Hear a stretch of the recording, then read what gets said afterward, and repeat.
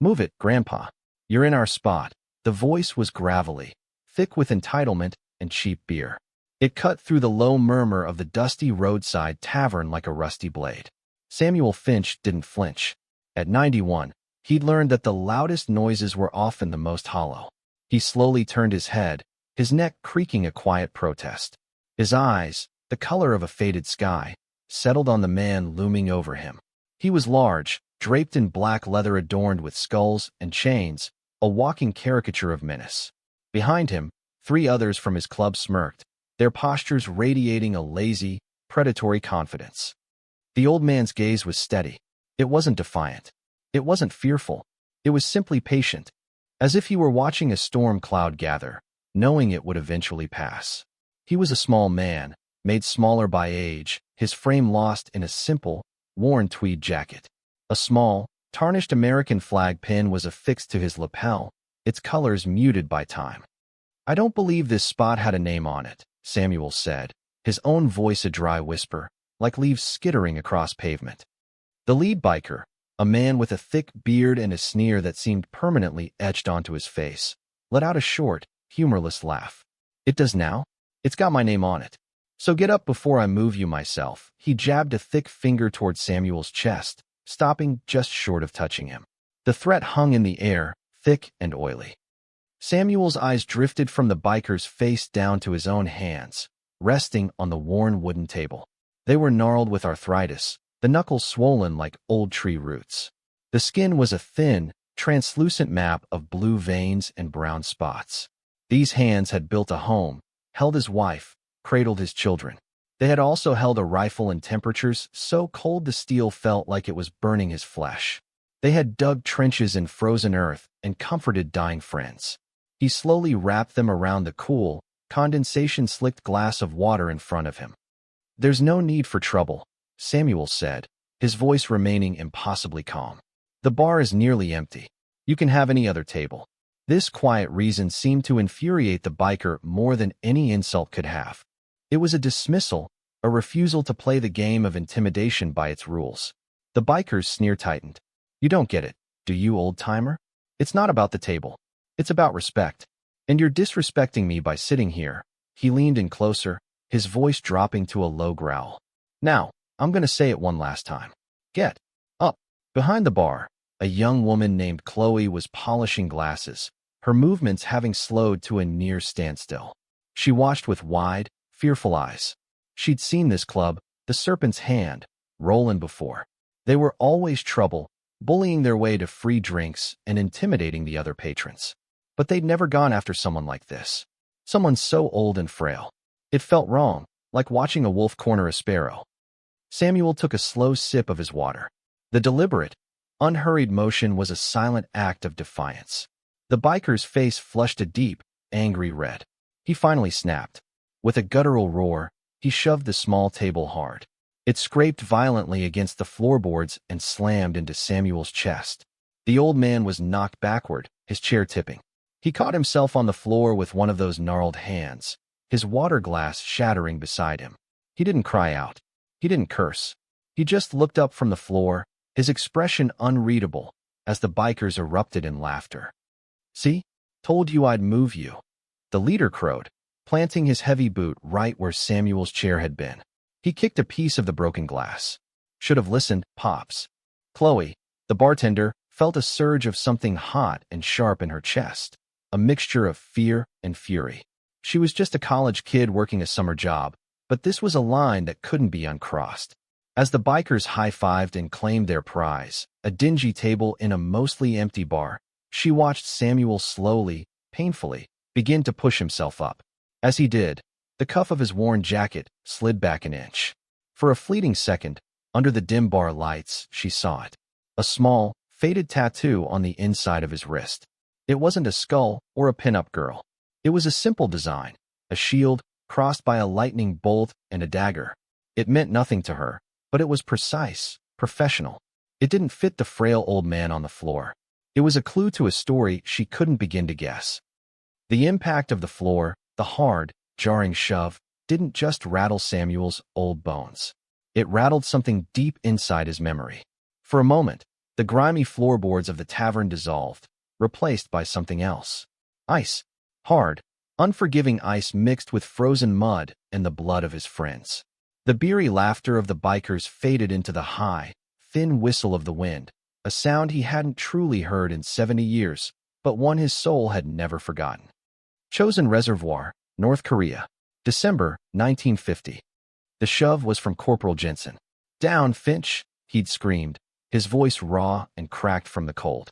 Samuel, then a young sergeant of 21, hit the frozen ground an instant before the mortar shell landed where he'd been standing.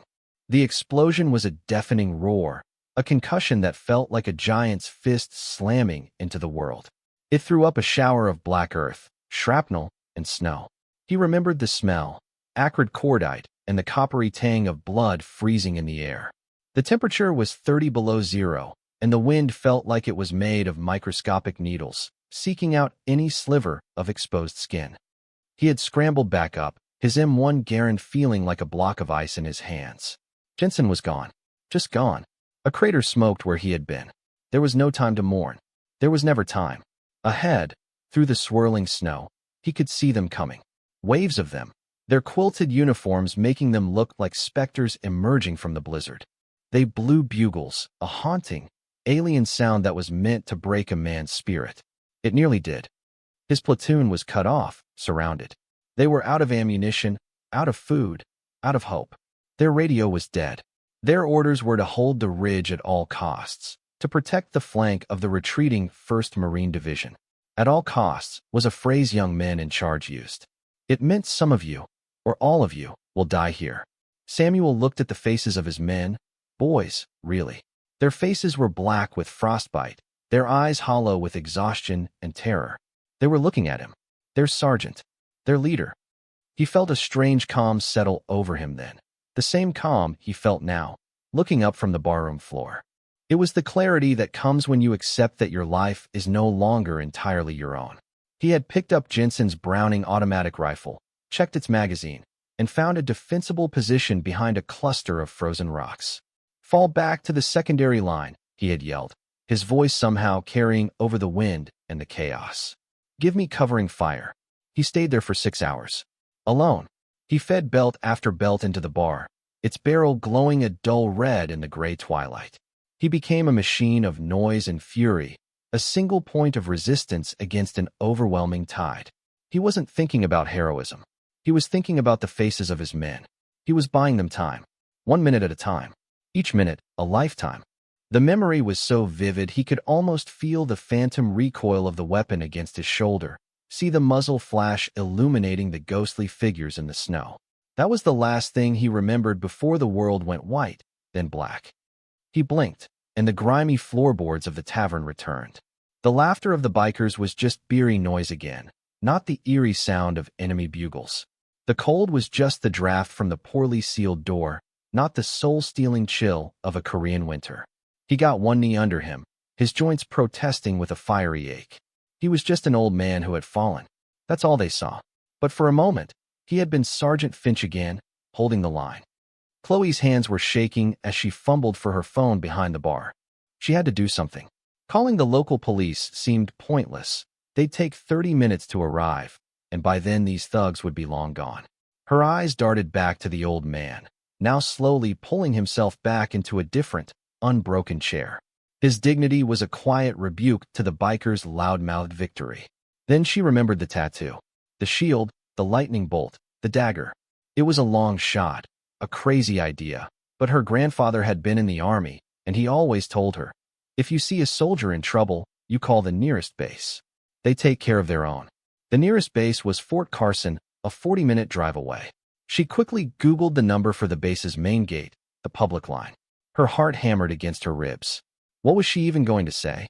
Some bikers pushed an old guy over in a bar? They'd laugh at her.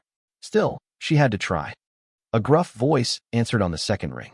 Fort Carson Command, Staff Sergeant on duty. Hi. Chloe stammered, cupping her hand over the phone to muffle her voice.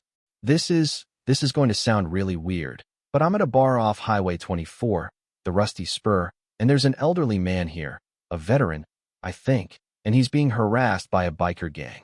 There was a pause on the other end. Ma'am, that's a civilian matter. You should call the sheriff's department. I know, but there's something different about him, she insisted, desperation creeping into her voice. She looked over at Samuel. He was just sitting there, staring at the puddle of water and glass on the floor, his face a mask of quiet contemplation. He's wearing a little flag pin, and he has a tattoo on his wrist. It's a shield with a lightning bolt and a dagger. Silence. For a full 10 seconds, the only sound was the crackle of the line. Chloe thought he had hung up. Sergeant, she whispered. The voice that came back was completely different. The gruffness was gone, replaced by a sharp, focused intensity. Ma'am, describe the man to me. Exactly. He's old. Maybe 90. Thin, white hair, very clear blue eyes. He's wearing a brown tweed jacket. And the tattoo. The sergeant pressed, his voice taut. You're certain? A shield, a lightning bolt, and a dagger? Yes, I'm sure. I saw it when his sleeve slid back. Another pause, this one even longer. She could hear the muffled sound of frantic typing in the background. Then the sergeant spoke again, his voice now laced with a strange mix of disbelief and profound respect. Ma'am, what is your name? Chloe. Chloe, my name is Staff Sergeant Graham. I need you to do something very important for me. Do not let that man leave the bar. Do whatever you have to. Offer him a drink on the house. Tell him the police are on their way. I don't care. Just keep him there. Can you do that? I think so. Why? Who is he? You wouldn't believe me if I told you, Sergeant Graham said, his voice dropping to an odd whisper. Just keep him safe. Help is on the way. And I don't mean the sheriff. The line went dead. Chloe stared at her phone, her mind racing. What had she just done? Back at the table, the biker's leader, whose name she'd heard one of the others call Jax, was now holding up the old man's tarnished flag pin, which had fallen off his jacket during the scuffle. Look at this piece of junk, Jax sneered, dangling it between his thumb and forefinger. Probably bought it at a gas station. What did you do, Grandpa? Peel potatoes in the mess hall. The other bikers howled with laughter. Samuel looked at the pin, then back at Jax. A friend gave that to me, he said softly. The statement was simple, but it carried the weight of a lifetime. Chloe wiped the bar, her hands still trembling, and waited. She had a feeling the afternoon was about to take a very strange turn. It started as a faint, rhythmic pulse in the distance, a sound so low it was felt more than heard. Jax and his crew were too busy mocking Samuel to notice. They were trying to get another rise out of him, but the old man had retreated into a stillness that was more impenetrable than any wall. He seemed to be looking right through them, his faded eyes fixed on a point in the distant past. The sound grew louder. A deep, percussive whump whump whump that vibrated through the floorboards and rattled the cheap liquor bottles behind the bar. A few of the other patrons, a couple of truckers in a corner booth, looked up from their beers, their brows furrowed. Jax finally paused, his sneer faltering. What the hell is that? Everyone in the bar turned toward the windows. The sound was close now, deafeningly close. It was the unmistakable, powerful beat of a helicopter's rotors, and it wasn't just passing by. It was descending. Right outside, a storm of dust and gravel erupted in the parking lot, peppering the tavern's windows. The bikers' polished chrome motorcycles were being blasted by the rotor wash. Then, through the swirling cloud of debris, a shape materialized. It was big, black, and menacing. A UH-60 Black Hawk helicopter, its fuselage painted in flat, non-reflective military green, settled onto the cracked asphalt of the parking lot with a final, ground-shaking thud. For a moment, the entire world seemed to hold its breath. The only sound was the whine of the powerful turbines spooling down. The patrons and the bikers were frozen, their faces a mixture of shock and disbelief. This wasn't something that happened at the Rusty Spur Tavern. This was something out of a movie. The side door of the Black Hawk slid open with a hydraulic hiss. For soldiers in full combat gear, helmets, body armor, rifles held at a low ready, leaped out and formed a perimeter, their movements economical and precise. They moved like predators, scanning the area with an intensity that made the bikers' leather-clad posturing look like a child's game.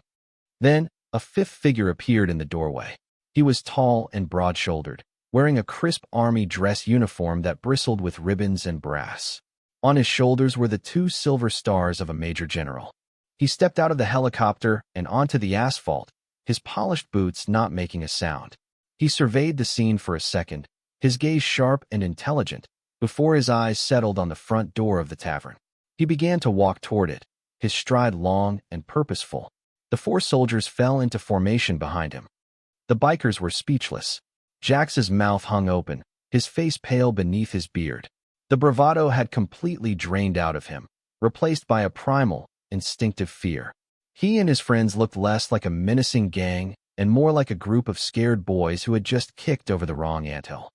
The tavern door swung open, and the general stepped inside, ducking his head slightly to clear the frame. He paused for a moment, his eyes adjusting to the dim light. The entire bar was silent enough to hear a pin drop. His gaze swept across the room, past the stunned truckers, past the terrified bartender, past the dumbstruck bikers. His eyes finally landed on the small, frail old man sitting alone at a table. Samuel Finch looked up. For the first time, a flicker of emotion crossed his face, a faint, weary recognition. The Major General's entire demeanor changed.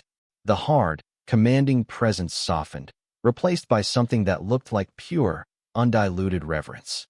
He strode across the room, his boots making sharp, authoritative clicks on the wooden floor. He walked right past Jax and his crew as if they were pieces of furniture. He stopped directly in front of Samuel's table. Without a word, the 2-star general straightened his back, brought his heels together with a sharp crack, and raised his hand to his brow in the crispest, most formal salute a man could render. His voice, when he spoke, was filled with a profound respect that echoed in the silent room. "Sergeant Finch," he said, his voice clear and strong. "It is an honor to see you again, sir." Jax stared, his mind struggling to process the scene. A 2-star general had just landed a Black Hawk helicopter in the parking lot of a dive bar and was now saluting the old man he had just pushed to the floor. The world had tilted on its axis. Samuel slowly, deliberately, pushed his chair back and rose to his feet. He was unsteady, his old bones complaining, but he stood as straight as he could. He gave a slight, almost imperceptible nod. "General Morrison, it's been a long time." "Too long, sir," the general replied, holding his salute. It was only then that General Morrison seemed to notice the rest of the room. He lowered his hand, and his gaze fell upon the shattered glass on the floor, then to the bikers who were trying to shrink into their leather jackets. His eyes, which had been warm with respect for Samuel, turned to chips of ice. "What happened here?" he asked, his voice low and dangerous. He didn't need to raise it. The authority he carried was a weapon in itself. No one spoke. The bikers looked at the floor, at the ceiling, anywhere but at the general. Chloe, the bartender, finally found her voice. They pushed him, sir," she said, pointing a trembling finger at Jax. "They shoved his table and knocked him down. Because he was sitting in their spot." The general's eyes locked onto Jax. It felt like being pinned by a searchlight. "You pushed this man?" he asked, his voice dangerously quiet. Jax swallowed hard, his Adam's apple bobbing. It was a misunderstanding," he stammered, the words sounding pathetic even to his own ears. "A misunderstanding," General Morrison repeated, the words dripping with contempt. He took a step closer, and Jax instinctively took a step back. "I think the misunderstanding is yours. Do you have any idea who this is?" He gestured towards Samuel, who stood silently by the table, a spectator to his own vindication. "He's just some old guy," one of the other bikers mumbled, then immediately regretted it as the general's arctic gaze shifted to him. "Some old guy," Morrison echoed, a humorless smile touching his lips. He turned his attention back to Jax, his eyes boring into him. "Let me educate you. You see that little pin you were making fun of?" He pointed to the tarnished flag pin that Jax was still clutching in his sweaty palm. "That's not just a flag. It's a presidential unit citation. It was awarded to the survivors of Task Force Faith. Look it up. They were a U.S. Army unit at the chosen reservoir who were surrounded, outnumbered 10-1, and fought for 5 days in 30 below zero weather. Of the 3,200 men who went in, fewer than 400 came out able to fight." He let that sink in, the silence in the bar growing heavier with every word. "This man," he continued, placing a hand gently on Samuel's shoulder, "was a sergeant in that unit. On the final day of the battle, when his platoon was cut off and about to be overrun, He single-handedly held off an entire enemy company for 6 hours with a Browning automatic rifle, so his men could get to safety. He was wounded 3 times and was found unconscious from blood loss and hypothermia next to a pile of more than 50 enemy dead. For that action, Sergeant Samuel Finch was awarded the Distinguished Service Cross, the nation's second-highest award for valor. He was recommended for the Medal of Honor, but the paperwork was lost in the chaos of the retreat. He is not some old guy. He is a living legend. He is a hero of a war you can't even imagine. The general paused, his eyes scanning the faces of the now ashen-faced bikers. The tattoo on his wrist? That's the insignia of the MACVSOG, a classified special operations unit he volunteered for in Vietnam, long after he had already done more than his share. The things he did there are still secret. This man has bled more for this country than your entire club has bled in a lifetime of bar fights. He looked directly at Jax. And you pushed him. The weight of the general's words settled over the room, crushing the bikers under the sheer gravity of their ignorance and disrespect. Jax couldn't speak. Shame, hot and suffocating, washed over him. He looked at Samuel, truly looked at him for the first time, and saw not a frail old man, but the shadow of the giant the general had just described. The clear, steady eyes suddenly made sense. It wasn't the placidness of weakness. It was the calm of a man who had faced true annihilation and survived. His quietness wasn't fragility. It was the deep, unshakable peace of someone who knew exactly who he was. Jax's friends were already backing away, trying to disassociate themselves from him, from the monumental error in judgment he had made. But the general wasn't finished. My father was one of the men Sergeant Finch saved that day on the ridge, General Morrison said, his voice now thick with emotion. He was a young private, scared out of his mind. He spent the rest of his life telling me about the sergeant who became a fortress, who stood between them and certain death. My father wouldn't have lived. I wouldn't exist. All because of this man's courage. He turned to Samuel. We've been looking for you for years, Sergeant. The records were a mess after the fire at the archives. We found your name on a list a few weeks ago. I was coming to find you today, to finally present you with the Medal of Honor that you should have received 70 years ago. He gestured to a small, velvet-lined box held by one of his aides.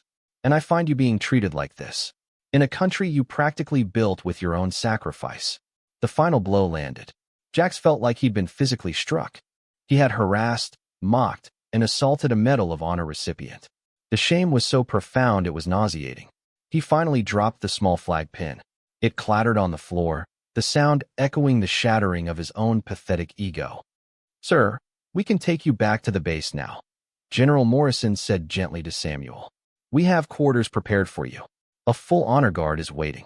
Samuel looked at the general, then at the terrified bikers, and finally at the young bartender, Chloe, who was now openly weeping behind the bar. He gave a small, slow shake of his head. I think I'll just finish my water, he said, his voice as calm as ever. He looked at Jax, and for the first time, the biker saw something other than placid distance in the old man's eyes. It wasn't anger. It was a deep, profound pity. The boy looks like he's seen a ghost. The general nodded, understanding. Grace. Even now, the man was showing grace. He turned back to Jax, his voice dropping back to frozen steel. My men have your names and your license plates. I suggest you find a new town to ride in. And if I were you, I would spend every remaining day of my life trying to be half the man you disrespected today. He didn't wait for a reply. He gave Samuel another, shorter salute. I'll wait outside, sir. Take your time. With that, the general and his soldiers turned and marched out of the bar, leaving a wake of stunned silence. The whump whump whump of the helicopter's rotors started up again, a powerful, rhythmic reminder of the world that had just broken into their small, grimy reality. After the Black Hawk lifted off, kicking up a final storm of dust before disappearing into the afternoon sky, the Rusty Spur Tavern remained unnaturally quiet. The other patrons slowly went back to their drinks, speaking in hushed tones, occasionally glancing over at the 2 men left at the center of the storm. Samuel Finch had calmly sat back down, as if nothing had happened. Jax remained standing, rooted to the spot, his face a mask of utter humiliation. His friends had already slunk out the back door, abandoning him to face the fallout alone. Slowly, as if wading through thick mud, Jax walked to Samuel's table. He looked down at the old man, his own large frame seeming to shrink. The leather, the chains, the tattoos, they all felt like a cheap costume now, a boy's pathetic attempt to look strong. In the presence of Samuel's quiet, battle-forged substance, his own image felt like a hollow fraud. "Sir," Jax began, his voice cracking. He had to clear his throat to continue. "Sir, there are no words. I am so sorry, the apology was inadequate, a pebble tossed into a canyon, but it was all he had." Samuel looked up at him. He didn't say it's okay. He didn't say I forgive you. He simply studied the younger man's face for a long moment. Then he gestured to the empty chair across from him. "Sit down, son." Hesitantly, Jax sat. He felt like a schoolboy called to the principal's office. "You think this leather makes you tough," Samuel said, his voice not accusatory, just observational. "You think making noise and pushing people around makes you a man to be feared, respected." He shook his head slowly. "Strength isn't about how much noise you can make. It's about how much you can endure in silence. It's about standing your ground when everything inside you is screaming to run. It's about protecting the person next to you, even when it costs you everything." He looked down at his own gnarled hands. "I've seen boys half your size with more strength in their little finger than your whole club has, because they understood that. They understood that their life mattered less than the life of the man beside them." He finally looked back at Jax, and his eyes were filled with a weary wisdom. "You wanted this table because you thought it gave you power. Let me tell you something. Nothing you can own, nothing you can take, will ever make you strong. That's a fight you have to win inside here." He tapped his own chest lightly. "Go home. Think about the kind of man you want to be, not the one you pretend to be." Without another word, Samuel slowly pushed himself to his feet, walked over to the bar, and placed a few dollars down for the water he never got to drink. He gave Chloe a small, kind smile, then turned and walked out the door into the quiet afternoon, to where a general and a medal of honor were waiting. We live in a world that is quick to judge. We see an old man in a worn coat, and we see frailty. We see a quiet person, and we mistake it for weakness. But heroes don't always wear capes or uniforms. Sometimes, they wear tweed jackets and sit quietly in the corner of a bar, carrying the weight of a history we can't possibly comprehend. They walk among us every day, hidden heroes who have faced down the very worst of humanity so that we could have the freedom to live in peace. The next time you see an elder, remember Samuel Finch. Remember to look past the surface, to listen to the silence, and to offer the one thing they have earned more than anyone: your respect. You never know when you might be standing in the presence of a legend. Thank you for watching.